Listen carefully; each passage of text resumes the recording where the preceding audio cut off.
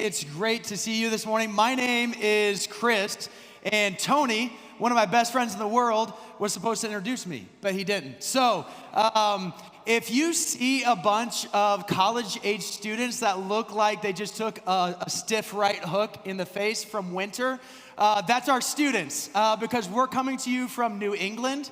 And we're heading down to Rosarito to work at a safe house all week, I should say. And we're just so excited to be here. And you've partnered with us in several different ways. But I've actually been here for a few days before that. And so I came in Wednesday night late to hang out with Tony and a few friends. And so a few weeks ago, I got a phone call from Tony's wife, Kelsey. And she said, "Hey, Chris, is there any chance that you can come out just a couple days earlier to hang out with Tony?" And so we all turned 40 this week, and we all celebrated like 21 years of like friendship together. And so I put out the bat signal and asked some friends to say like, "Hey, is there any chance you can all come to San Diego?" They're all from different parts of the country. And somehow, miraculously, in 2 weeks, it all came together. And so we surprised Tony, came in Wednesday, and now for the last 2 days, we've become experts at pickleball. So if Tony talks about pickleball at all, it's because we've played a lot of pickleball. But isn't it amazing what friendships do in our lives? Like being known by other people and also knowing other people, being able to share life for a long period of time with a group of people, it just absolutely transforms our lives. And one of the things I'm most excited for, and Tony touched on this just a minute, talking about mission trips or service trips, one of the most amazing things that I'm looking forward to this next week is the friendships that are gonna form with our students as they share life together. But I think it's really important for you to know that like Tony has some deep friendships for a long period of time that love and care for him, and he is known through and through for that. And so friendships are so important. And also, it is great to be in Southern California, coming from New England as well. And so we're going to continue on with a series in 1 Peter talking about resiliency. All of us want to be resilient in our life, to persevere, to come out on the other side of challenges and difficulties and be better for it. At the same time, it's really difficult to come out on the other end better for it, because it takes a lot of sacrifice and work to persevere, to have resilience in our life. So we're going to talk about one question all morning. So we're going to answer this one question. And this is a question for every single one of us. We've experienced this on one level or another that is really hard to answer in the way that Jesus invites us to answer this question. It goes countercultural to our natural response, how we want to answer this question. So here's the question. How do you respond when you have a bad boss? How do you respond when you have a bad boss? Now, no pointing fingers in the room if you're sitting down by a boss right now, okay? So I'm sure if we were sitting around a campfire right now, we could share story after story after story all night long about people who have authority in our lives that made bad decisions that impacted and affected us, right? And so I have one, and I'm sure you have one as well. But when I was in my mid-20s, I was working for this organization, and I heard a statement that I've never heard before, and maybe you've all heard it. If not, I'm gonna explain what the statement is. So this is the statement that I heard. That spaghetti won't stick to the wall. It's like, I don't know what this means.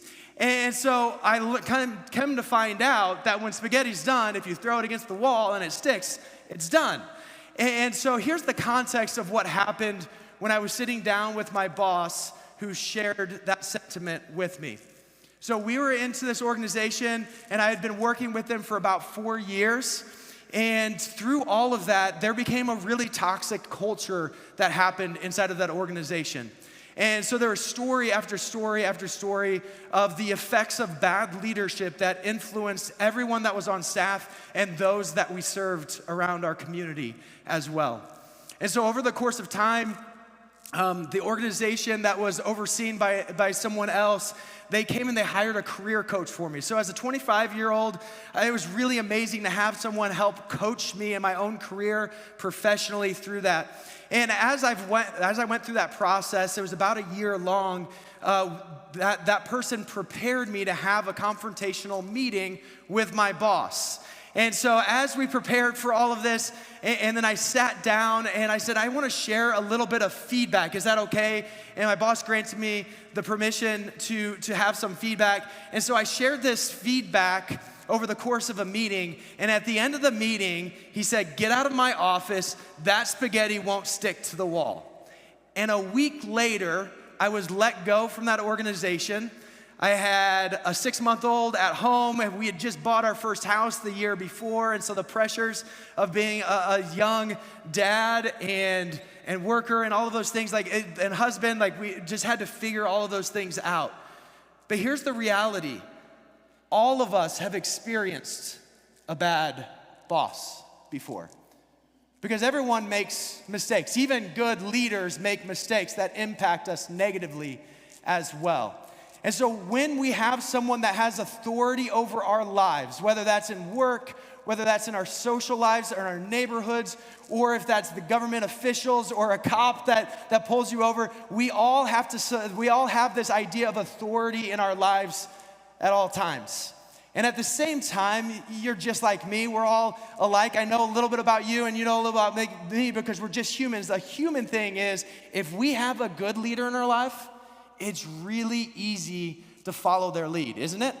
It's really easy to follow someone who we've built trust with, who we care about, we trust them morally, we trust their decisions, and even if it rubs us a little bit the wrong way, we're willing to follow that person because we trust them, because they're a good leader.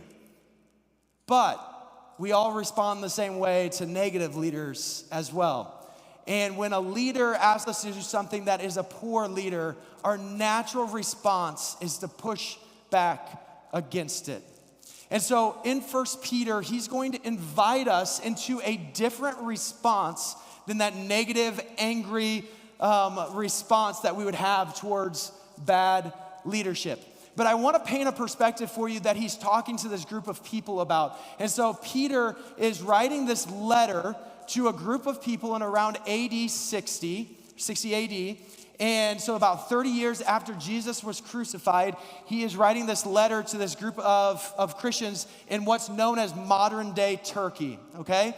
And this group of Christians the whole idea of following Jesus is brand new to them. And so he talks to them in a way about them inheriting something. So for some of us, it's not going to be hard to remember back this far, or maybe we have to jump forward a little bit. Some of us, we have to jump back really far. But imagine you were 18 years old again, okay?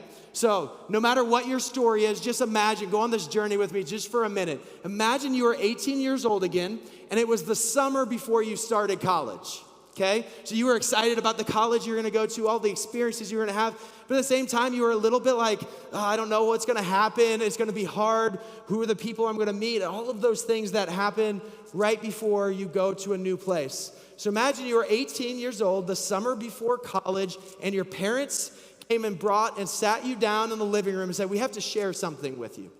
And then they go on, and you knew that they owned a business, and you knew it was successful because it provided everything you needed in life. But they go on to tell you about this empire that they've built, this business that is so successful. And they say to you, one day, we're going to give it all to you. That you're going to have this inheritance that's not money alone, but it's this entire business. It's the mission of the business that you care about. It's also the financial security that comes from it. It's meaningful work. And so in your mind, instantly, as you're getting ready to go to college, you think, wait, I already know what my first job's gonna be. I know what my career path's gonna be. I know I'm gonna be able to provide for a family someday. I know that I'm going to be able to take care of all the things that are in life. I know I'm gonna have meaningful work to participate in. And so an inheritance gives you confidence, doesn't it? But also at the same time, especially if you look at it from the parent's perspective, inheritance also gives you responsibility. That when you get ready to head off to school, you have to prepare in such a way that you're actually qualified to lead this company and this business someday. You also need to prepare yourself morally with trust and care for other people to make sure that you can actually lead this business someday. And so there's a tension that's created with an inheritance. An inheritance gives you confidence, but it also gives you responsibility. And this is exactly what Peter is talking to this early church about. He's saying Jesus has paid the price. He is your king. He reigns over all. He gives you confidence for tomorrow and the next day and the next day, all the way through eternity, that you have confidence of what Jesus has done and that he is in control. And at the same time, you now have a responsibility because of that inheritance. And so Peter, when he's talking to them, to this church who is ruled by Rome and harshly ruled by Rome at times with government officials and people around them, there's poor leadership around them at all times in different ways. He's saying, this is your responsibility as being Jesus followers. This is the responsibility you have to respond to poor leaders. And so, we're going to jump into 1 Peter chapter 2, verse 13, and ask this one question. How should I respond when I have poor leadership and authority over me? 1 Peter chapter 2, verse 13, Peter starts out, and he says, submit yourselves. All right, I want to hit pause, because I don't want to lose everybody here. There's a lot of cuss words that start with S, but this might be the cuss word that we hate the most, okay? Like this idea of submission is like something we're like, nope, I'm gonna turn off the light switch, I'm gonna walk away from it because you just said it. I don't like to submit to anyone, right? There's this negative context in our world around this idea of submitting to someone else. And so what I wanna invite you into, the answer to this question that Peter invites us into is simple. It's to submit to one another. It's to submit to poor leaders. But instead of turning off that light switch and saying, nope, I'm done, I'm not gonna do it, I wanna hit the pause button and say, I wanna invite you into, let's explore what he actually means by submitting to authority, okay? You with me? So he continues on, submit yourselves for the Lord's sake to every human authority. So it first starts with God, that we are going to submit ourselves because of Jesus as our King for the sake of every human authority, whether to the emperor of Rome as the supreme authority or to the governors who are sent by the emperor to punish those who do wrong and to commend those who do right. For it is God's will that by doing good, you should silence the ignorant talk of foolish people.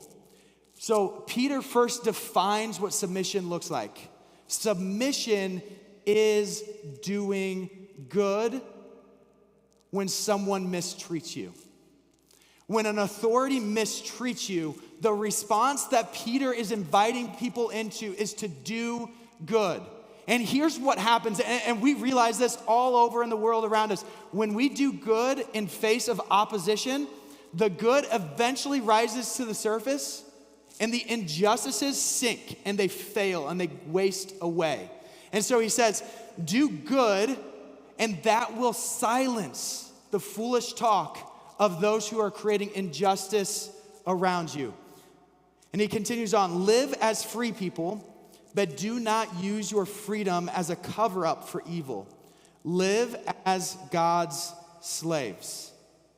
Show proper respect to everyone. Love the family of believers. Fear God and honor the emperor.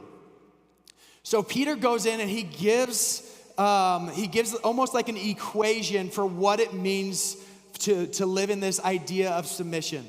And over and over and over again, you'll see that this equation lives itself out all the way through 1 Peter.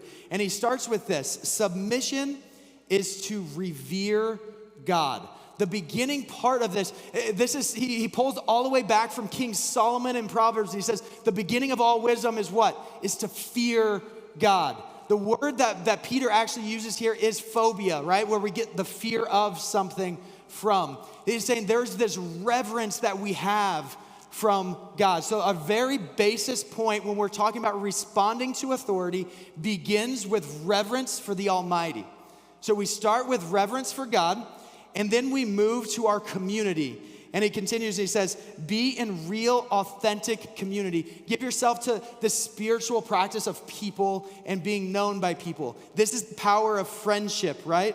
So be real in authentic community.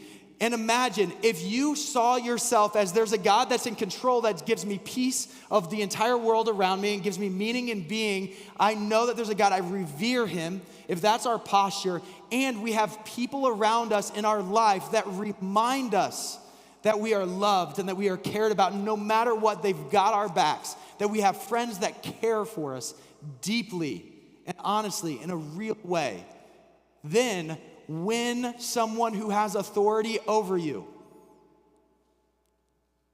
is a bad leader, you can respond with respect. So when we submit ourselves in reverence to God Almighty and we're known in community, we have the capacity to respect bad leaders. And so Peter continues on, and he's talking to this church, and he's going to point to an exact example. He's like, okay, let's get away from all the philosophical talk. What does this actually look like, Peter? What does it look like in your world? And so he's going to point to a group of people that say, this is what it looks like, and everyone's going to understand what that looks like. And so, but there's a little bit of some hoops to jump through culturally to this group of people he's going to talk to. And so he's going to talk to slaves that are in his community that he knows. But slave ownership is vastly different in the ancient world than it is modernly, how we understand it, even in our more localized history here in the United States and around the world. And so we see primarily slavery based around race classes. But how they saw that was much more around classes, around where you were at in life, around money and those things. And so most people found themselves, not only, but most people found themselves in slavery in ancient context because they were bankrupt. So you and I, if we start taking out too much debt in life and we can't pay our bills, we have several different protections inside the United States to allow us to declare bankruptcy that then we have to repay, and it damages our credit and some of those things, but we can get out of that someday, right? And so, but in ancient cultures, if you ended up being bankrupt, the most common way to end in slavery was then to say, I can't pay my bills, but I can give you myself. And so most people found themselves in slavery because it was to repay a debt. But it was very much real slavery. And so Peter is talking to that group of people that found themselves in that situation, that have a master in their lives. Some are good and some are bad. And he's going to talk to them and say, this is what it looks like to submit in your real life. So he continues on, 1 Peter chapter 2, verse 18. He says, slaves, in reverent fear of God, submit yourself to your masters, not only to those who are good and considerate, that's easy to do, but also to those who are harsh. For it is commendable if someone bears up under the pain of unjust suffering because they are conscious of God. But how is it to your credit if you received a beating for doing wrong and endure it? But if you suffer for doing good and endure it, this is commendable before God. We know this inherently. We experience this. But submission has power, doesn't it? This is why when you have a friend, we probably all have a friend that has shared a story like this. When there's a friend who has a bad boss and they go in and they just yell at the boss and then they say, I'm done, and they walk out, they throw whatever down and they just leave and they get their stuff and they walk out. You're like, okay, I understand the feeling that you wanted to just go and quit that day. At the same time, me personally, I'm not going to emulate what you just did. But at the same time, what stories do we tell over and over and over again? The story is no matter if it's a sports team that overcomes or it's a cultural moment of someone or a group of people that overcome something, we love to tell and retell and learn from underdog stories, don't we? That's because when you respond with goodness, when you respond with sacrifice, that rises to the top. And the injustice eventually sinks to the bottom. There's this idea that there is power in submission.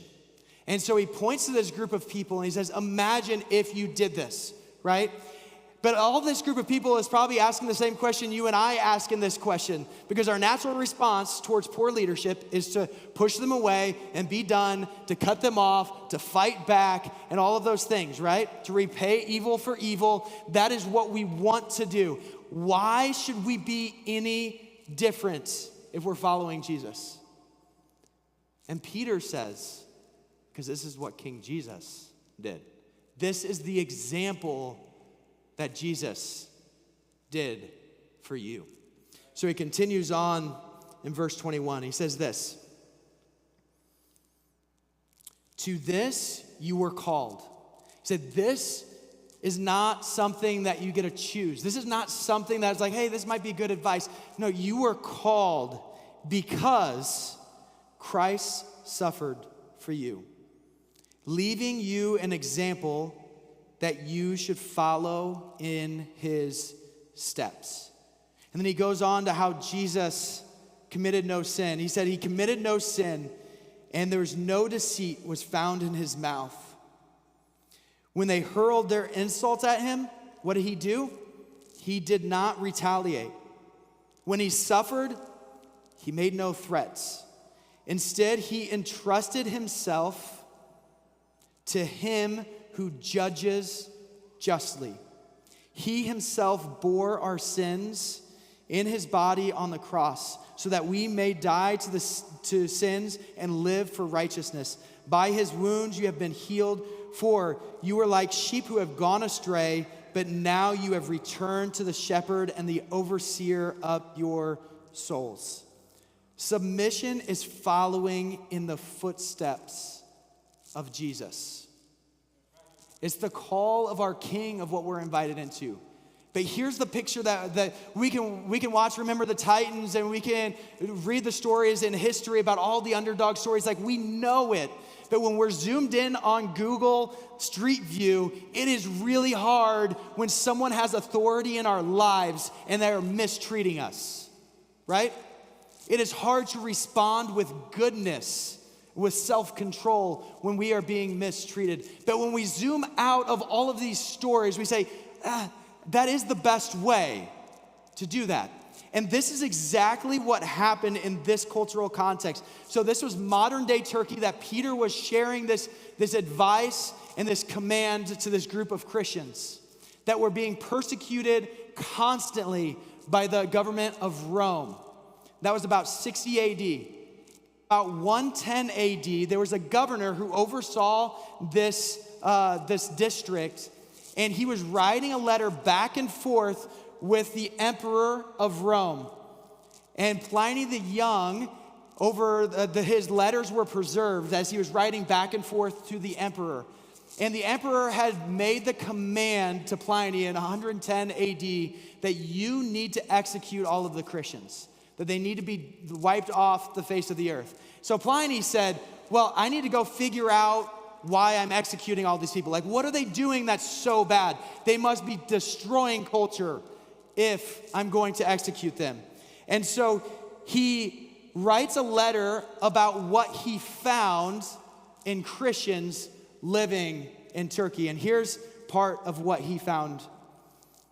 He said, the sum and substance of the Christians' fault or error had been that they were accustomed to meet on the fixed day before dawn and sing responsively a hymn to Christ as to a God.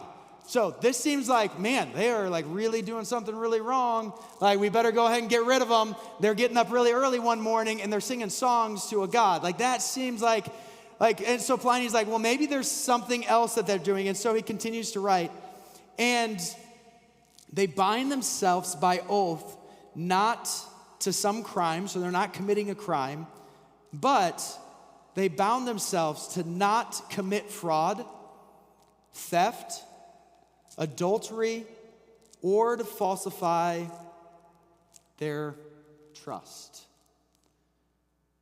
So Pliny looked at their lives and he said, all I see is their response to us as the government is good.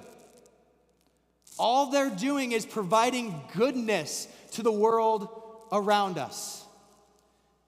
And when we first hear this word of submission, it is appalling to the world around us. Why would we submit ourselves to someone else? Why would we entrust ourselves to someone else? Why would we respond in goodness to a bad boss that's around us? But eventually, many found it appealing. People all of a sudden realize, wait, I have bad leadership. This person has been persecuted. They've been treated unjustly, but they continue to respond with goodness and goodness and goodness and goodness. And there's something that is appealing about that. And eventually, at least it did in Rome, it became contagious. And just a few hundred years after Pliny wrote this, the entire government of Rome, for good and for bad, decided that they were going to become a Christian nation, a Christian state. The reality is, Rome was not overthrown by power. Rome was influenced by sacrificial love, by this constant and continuous call in the midst of bad leadership, in the midst of persecution, to responding with love. So imagine for a moment for you and I, if we could respond in our micro places, micro communities, if we responded in goodness and love to authority in our own lives. Whether that's parents or family members, people in our neighborhood, people in our workplace. Imagine if our call and our response was to respond in love, in goodness. Eventually, that seems absurd and appalling when we first see it, but eventually it becomes appealing, and eventually it will become contagious. So going all the way back to the beginning, Peter is talking to this people that have an inheritance waiting for them. This inheritance for them brings both confidence that Jesus is king, but also responsibility for them to live out his kingdom on earth. And Peter says, you have bad authority in your life. You and I probably have had a bad boss before. We have bad authority in our life. To you, he says, submit yourselves to that authority. And submission, what that looks like, is repaying evil with good. He's in good company because Jesus, in Matthew chapter 5, in Jesus' rule of life, if you want to know what Jesus' rule of life was, look at Matthew 5, 6, and 7.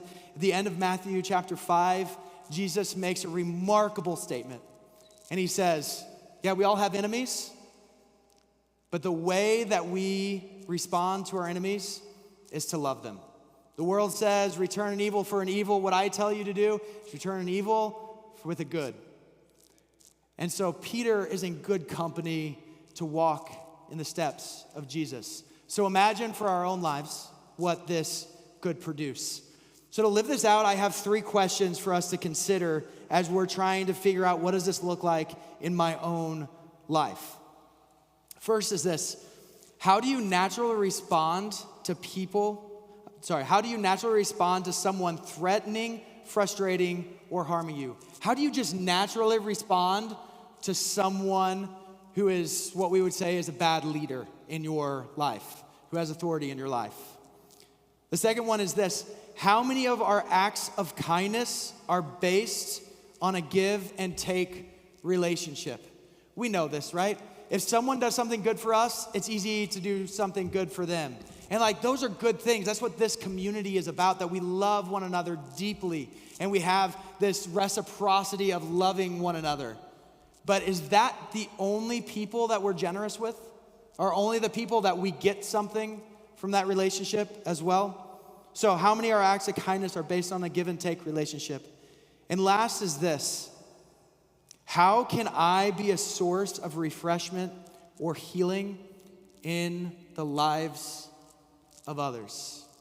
How can I be a source of refreshment or healing in the lives of others?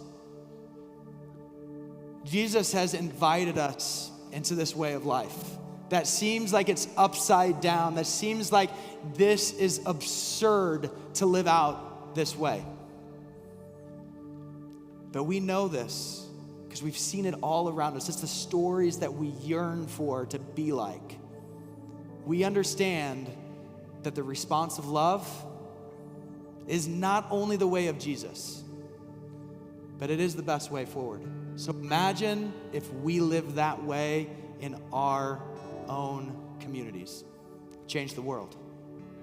Let's pray.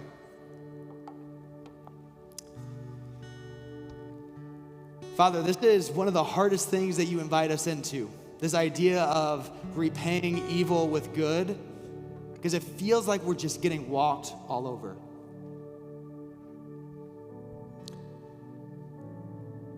But at the same time, we know what it produces for the long haul. So Father, give us your eyes to see the long term, not the short term, not our emotions in this moment. And Father, help us just to be real with one another in this. But I know we're gonna fail, and as we fail, remind us that we're loved. So we are so thankful for Jesus, who is holding all things together. We pray this in his powerful name. Amen.